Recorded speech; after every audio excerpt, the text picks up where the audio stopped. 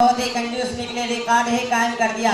अच्छा शकील भाई, ये मौलवी हजरात और मदरसे के जिम्मेदारान जब भी फसल आती है तो उश्र मांगने पहुंचते हैं और रमजान आता है तो ज़कात मांगने आ जाते हैं। हम लोग इतनी मेहनत और मुशक्कत से कमाते हैं और ये लोग आसानी से लेकर चले जाते हैं। मगर चौधरी साहब, एक मरतबा मैं जमा मस्जिद में जुमा की नमाज पढ़ने के लिए गया था तो इमाम साहब लोगों को बता रहे थे कि खेती की पैदावार खा व कपास हो, अनाज हो या फल हो, उन सब पर उश्र वाजिब है। अगर किसी के पास माल है तो साल भर में एक मरतबा फर्ज है। अरे भाई, अगर हम उश्र और ज़कात हर साल निकालने में लगे रहे तो बच्चों के लिए क्या जमा करोगे? कल उसकी शादी वगैरह के मसाइल है, उन्हें कैसे पूरा करोगे?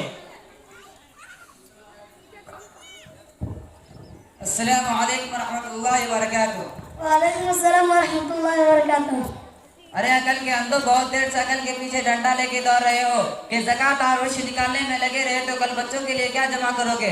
अरे नादानो, जिस खुदा ने हमको पैदा किया उस खुदा ने हमारे लिए हमारे हिस्सा का रिस्क भी पैदा किया है। याद रखो कि कोई भी इंसान उस वक्त तक नहीं मर सकता जब तक कि उसका हिस्सा का रिस्क उसके हलक के नीचे ना उतर जाए। अरे कुछ आया समझ शरीफ में या नहीं? जी हाँ।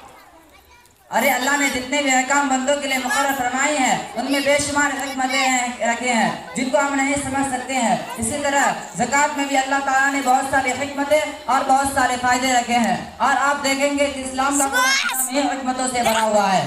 अरे मौलाना साहब, हमको भी कुछ बताइए कि उनके अंदर अल्लाह ने क्या क्या हिकमतें रखी है।